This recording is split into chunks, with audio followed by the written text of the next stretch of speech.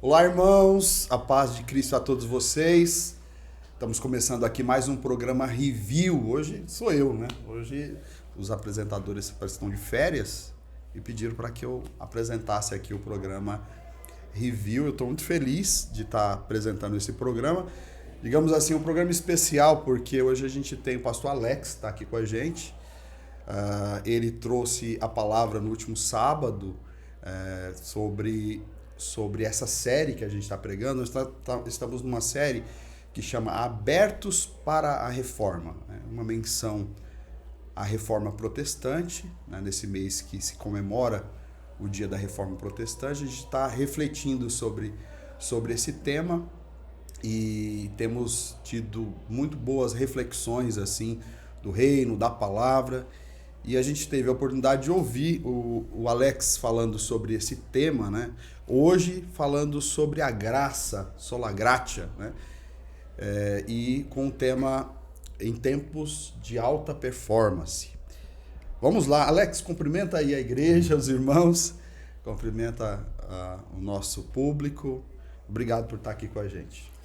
Eu que agradeço. Olá, Alan, né? Olá a todos os demais irmãos também que estão acompanhando esse programa agora. Deus abençoe vocês, é um prazer poder estar aqui com vocês, revendo, né, um pouquinho daquilo que foi falado aí na última semana. Amém. Fala pra gente aí sobre a pregação que você trouxe, sobre em tempos de alta performance. A alusão que é feita é a questão da sola gratia, né? Somente a graça. Resume aí pra gente qual que é a conexão disso, o que isso tem a ver e aí vamos conversar um pouco sobre esse tema. Sim. É muito legal a gente pensar no sola gratia, né? Somente a graça, pensando que a gente vive justamente esse tempo de alta performance, né? De alto desempenho. A gente é muito cobrado hoje em dia por apresentar resultados, Sim. por ser pessoas assim, mais produtivas, né? Como que a gente fosse mais aceito por produzir mais, por fazer, né? Fazer e fazer. Eu citei na pregação um filósofo contemporâneo que ele chama a nossa sociedade do desempenho.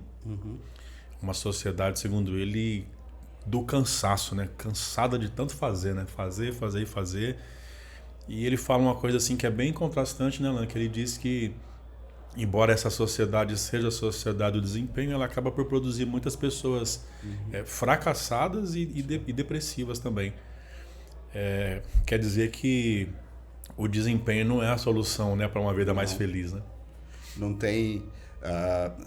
o Evangelho tem uma fala sobre isso, né? Sim. Sobre essa questão do alto desempenho. E aí o sola gratia, desculpa, e aí o sola gratia, ele é um golpe nisso, né? Porque ele fala, não é o que você faz, não são as suas atividades. Isso você falou com respeito à questão da sociedade, né?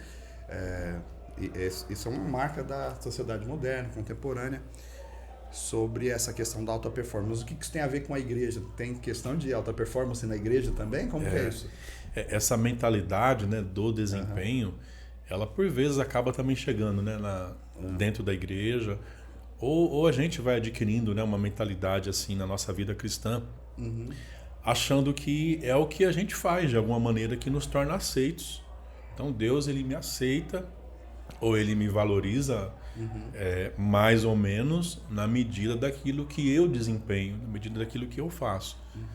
É uma maneira assim muito estranha, né, de medir a nossa espiritualidade, como se a gente fosse mais espiritual quando a gente faz muitas coisas, ou menos espiritual quando se faz poucas coisas, né, para Deus.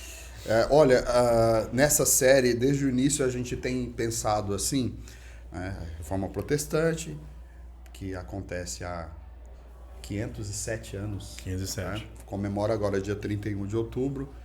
Foi 1517. 31 de outubro de 1517. A gente tem refletido sobre esse tema. A ideia é falar que o conteúdo da Reforma Protestante pode ser resumido lá naqueles 5 postulados, né? Cinco pilares da Reforma Protestante. que são os 5 solas. 5 solas. Então, solas escritura, somente a escritura. Vamos falar em português, em né? português. A gente poderia falar em latim também. Metade latim, metade... Não sou tão bom no latim assim. Somente as escrituras foi a primeira reflexão. Somente a fé. Né? Hoje, somente a graça. Hoje, no sábado, né, foi somente a graça. Hoje a gente está rememorando aqui. No domingo já teve também a questão da reflexão sobre somente Cristo, e a última mensagem vai falar também somente a Deus glória. Na reflexão até inicial, na abertura, a gente falou assim que isso é o Evangelho, o resumo do Evangelho, não é? Tipo, esses 5 solas, ele trata do conteúdo do Evangelho, e que o Evangelho ele serviu como um remédio para a igreja enferma na Idade Média, início da Idade Moderna, né, que foi a Reforma Protestante. No tempo da Reforma, a questão do somente a Escritura foi aplicado como um remédio para a igreja para uma situação específica, né?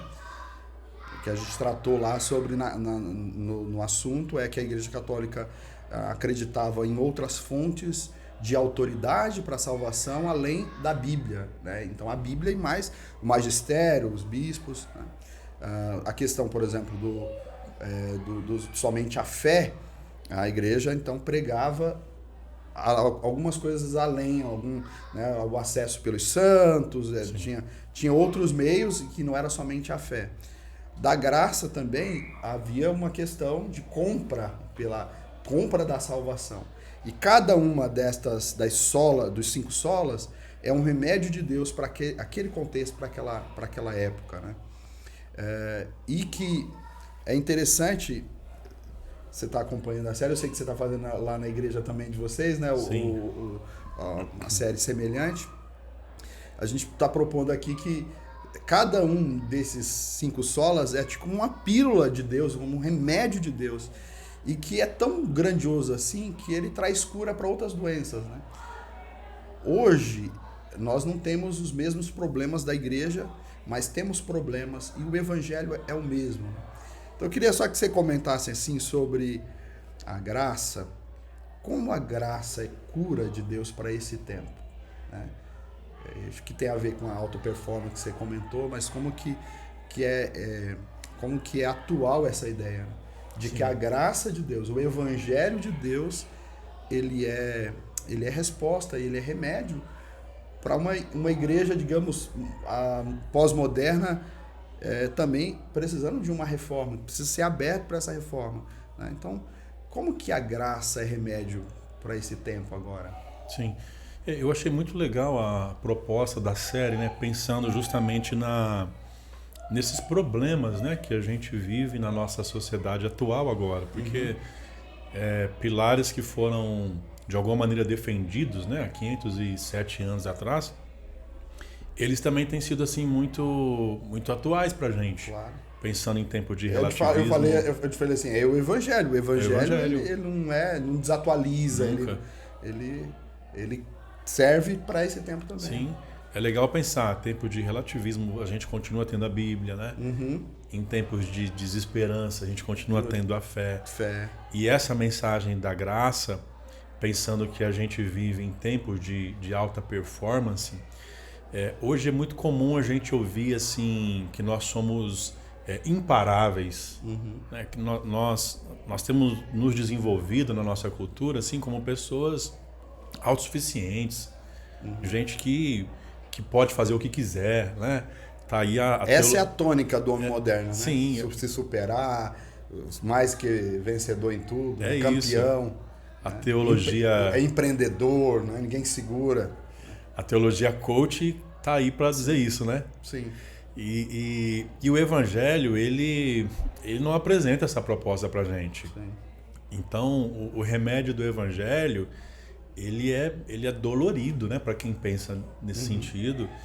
Eu disse na mensagem que ele parece assim que chega a ser ofensivo, porque a gente não está acostumado com isso de receber algo gratuitamente sem se esforçar para isso, sem ter que fazer a nossa parte. Sim. Porque a cultura que a gente vive é uma cultura que estabelece uma condicional, né? Você vai colher se você plantar alguma coisa, você vai conseguir algo se você se esforçar. Claro. O resultado vem pelo seu mérito, vem pelo seu esforço. E é justamente isso que lá atrás, né, os reformadores já estavam gritando, e a gente continua falando hoje. Sim. Que em relação à salvação da nossa vida, não é assim que funciona. Então a graça se apresenta para a gente baseado somente naquilo que Cristo fez por nós. E não naquilo que a gente faz hoje. E que a gente deve descansar. Esse é o desafio, é descansar. E não trabalhar para obter, né? Quando você pregava, eu fiquei... veio à memória as palavras de Jesus, o convite de Jesus. Venham a mim, vinde a mim, todos vós que estáis cansados, sobrecarregados. E a proposta do Evangelho é de confiar nele e descansar nele. E essa ideia de descansar no nosso tempo, ela também é uma ideia que parece que é uma ideia para os fracos, né? Quem descansa são pessoas fracas, são pessoas sem capacidade. Quem tem capacidade é quem não para nunca, né? Vive naquela rotina frenética para tudo na vida. Alex, só para a gente não comentar várias coisas e talvez não comentar o principal, você já falou sobre isso, mas acho que é importante enfatizar. O que é a salvação pela graça? Você poderia dar uma definição para a gente? O que é a salvação pela graça? O que é a graça, por exemplo? O que é isso? Porque esse é um remédio de Deus que se aplica à questão desse alta performance e tudo mais. Mas o que é esse ensino, esse mandamento? Fala um pouquinho para a gente, por favor. A graça a gente costuma dizer isso na igreja por vezes, né? A graça é o favor de Deus, é o presente de Deus que a gente não merecia, mas que Deus nos deu. É o favor imerecido de Deus. É o pai que diz assim: você não merece receber esse presente, mas ainda assim eu vou te dar, porque eu amo você. Eu não vou te dar porque você fez aquilo que eu esperava que você fizesse, que você fez o correto. Aliás, você não fez, né? Mas ainda assim eu vou te dar. Então a graça é o presente que a gente recebe de Deus sem merecer receber. Isso é a graça. E o que é a salvação pela graça? A salvação pela graça é a gente aceitar o sacrifício de Jesus na cruz por nós como sendo a base da nossa salvação, mesmo que a gente não a mereça. Ao contrário, né? A Bíblia fala que o que a gente merecia era a morte, era a condenação, era a ira de Deus. Mas Deus ainda assim, como diz lá o texto de Paulo, né? Nós ainda éramos pecadores. Então não tinha nada de bom em nós que Deus olhou e falou assim: eu vou te salvar porque você merece. Não. Então a salvação pela graça é Deus estendendo os seus braços para receber o pecador, mesmo considerando a sua pecaminosidade e mesmo considerando a sua santidade. Então, de um lado Deus é santo, do outro lado o homem é pecador, e ainda assim Deus resolve salvá-lo. Um dos textos que você leu, na verdade o texto que você leu, o texto lá de Efésios, eu vou ler só o versículo 8 e a gente podia comentar um pouquinho sobre ele. Diz assim: porque pela graça vocês são salvos mediante a fé. Então é graça que é acessada pela fé. Isso não vem de vocês, não é humano, não é algo dos seres humanos. O texto não diz, Alain, mas obviamente a fé em Jesus, né? E fala assim: não vem de vocês, é um dom de Deus, seja um presente de Deus. E aí segue dizendo: não de obras, para que ninguém se glorie. Isso. Então o que você comentaria aqui? Por exemplo, a fé é fé salvífica, né? Que fé é essa? É a fé salvífica em Jesus. Para quem assistiu a mensagem que vocês tiveram, né, sobre tempos de... como é que é? Tempos de desesperança, onde somente a fé em Cristo é suficiente. O que Paulo está dizendo para a gente é que a salvação ela não vem por méritos. Sim. a salvação pela graça, ela acontece não por méritos humanos. Não é o que eu faço, Sim. mas é o que Cristo fez. Sim.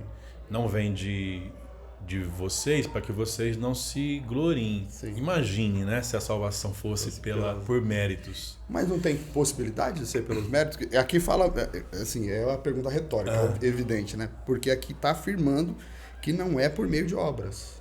Sim. Não teria como uma pessoa fazer tudo certinho e chegar diante de Deus. Na pregação você falou sobre isso, né? De gente que vivia de forma tão santa que adquiria para si mérito e sobrava, né? Sim. Aí os santos que tinham um acúmulo. Esse era o ensino da época. É possível você ser salvo por meio de suas obras? Não, de forma alguma. Toda tentativa nossa de tentar acessar a salvação por meio das obras é uma diminuição absurda da obra de Cristo. Sim. O que Cristo fez foi absolutamente suficiente para nós. Na verdade, se não fosse isso, nós não teríamos acesso à salvação.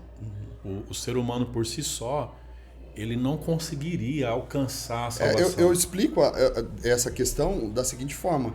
É uma questão de dívida e pagamento, né? Sim. Tipo, a nossa dívida com Deus, ela é uma dívida impagável, né?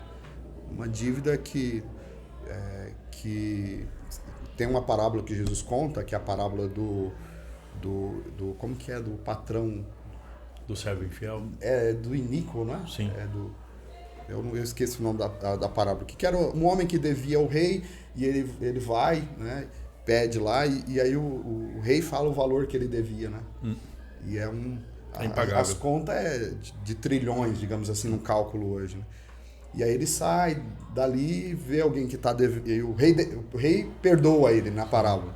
E ele sai, em seguida encontra alguém que deve bem menos e ele não consegue perdoar.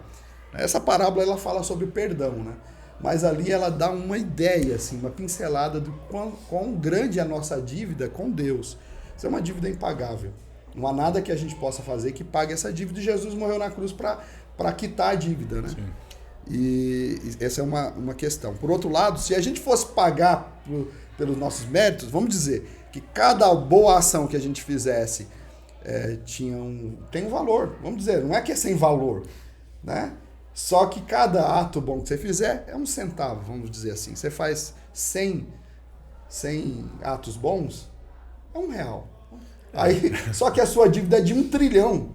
Ou seja, é impagável. Por mais que você tente fazer, é impagável.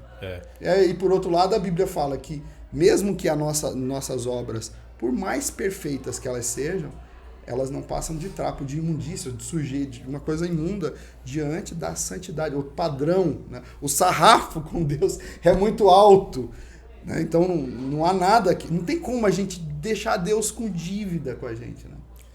E já falando em obras, você entrou no tema aí das obras, é interessante ler até o final do 10, né? Porque o apóstolo Paulo, ele traz um equilíbrio, né? Para a gente ficar pensando assim, mas quer dizer que eu não tenho que fazer nada, então? É simples assim? Sim.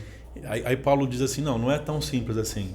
Você é salvo por aquilo que Cristo fez, mas aí ele diz assim, vocês são salvos para as boas obras. Sim. Então a gente não é salvo pelas boas obras, mas para. Então a finalidade da nossa salvação, no final das contas, não é viver de qualquer jeito e falar assim, Jesus já fez tudo, eu não tenho que fazer nada. A finalidade é a gente dizer assim, bom, o que eu faço agora para demonstrar gratidão? Sim. Demonstrar amor, né? Para retribuir de alguma forma.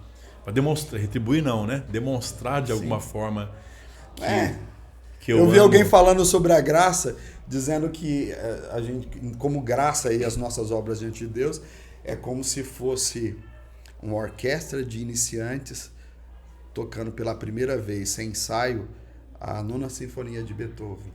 Imagina, é assim a gente com as nossas obras diante daquele que tentando é o autor impressionar Deus. Tentando impressionar Deus. E ele é o autor de toda a musicalidade. Imagina assim, né? Deus olha e fala, bonitinho. Deus isso. Bonitinho, meus filhos, valeu. Eu aceito por amor. Porque até as obras que a gente faz diante de Deus, Deus só aceita porque é por graça. A Bíblia fala que é por meio de Jesus. Sim. Que ele aceita nossos sacrifícios, que ele aceita o nosso louvor. Até o nosso louvor é imperfeito.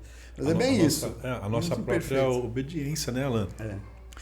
A gente só consegue obedecer porque a graça nos capacita a isso. Tá. Então, a graça que nos salva, de alguma forma, ela também nos capacita. Sim. Eu só faço qualquer coisa de bom, não é porque eu tenho isso, né, intrínseco em mim, né, mas porque a própria graça que me salvou me ajuda a obedecer, me ajuda a servir, me ajuda a amar. Então, sempre será a graça e nunca será aquilo que a gente faz, né, para impressioná-lo. Muito obrigado, Alex, por estar aqui com a gente. A produção está avisando aqui que acabou o tempo. Que deu tempo. Já está na hora de terminar. E preciso terminar aqui, mas eu queria agradecer muito você por estar com a gente, por ter ministrado a palavra, né? Eu queria que você desse uma fala final aí para os irmãos. Incentivando aqui, eu queria que vocês acessassem lá o nosso canal, né? O link está aqui embaixo. Você acessar o canal e assistir a mensagem completa. Né? Aqui foi só um resumo, é só uma degustação, né, do que foi tratado, uma mensagem muito boa, muito profunda, e que incentiva cada um de vocês a assistir a mensagem inteira. Obrigado, Alex. Dá uma palavra, fica à vontade. Obrigado, Alan. Eu quero desafiar quem tá ouvindo a gente agora a de fato se lembrar aquilo que o Evangelho fala, né? Que nós somos a nossa condição e a gente precisa parar de se achar imparável, né? Parar de nos acharmos pessoas indestrutíveis, que podem todas as coisas, e nos lembrar de fato da graça de Deus na nossa vida. É isso que o Evangelho ensina a cada um de nós. Quero desafiar vocês a confiarem naquilo que Jesus fez, a descansarem de fato na graça de Deus. Lembrar que o Evangelho não nos chama para o esgotamento. Eu gostei dessa frase. Não é minha, não. Acho que é sua essa frase. Deus não nos chama ao esgotamento, Deus nos chama ao descanso. É isso que o Evangelho nos desafia. É isso aí. Vinde a mim, disse Jesus. Todos que estão cansados. Vamos descansar nele. Obrigado aí pela atenção de todos vocês. Deus abençoe. Um bom restante de semana. Até a próxima quarta, quando nós vamos ter mais um episódio do Review. Deus abençoe sua vida.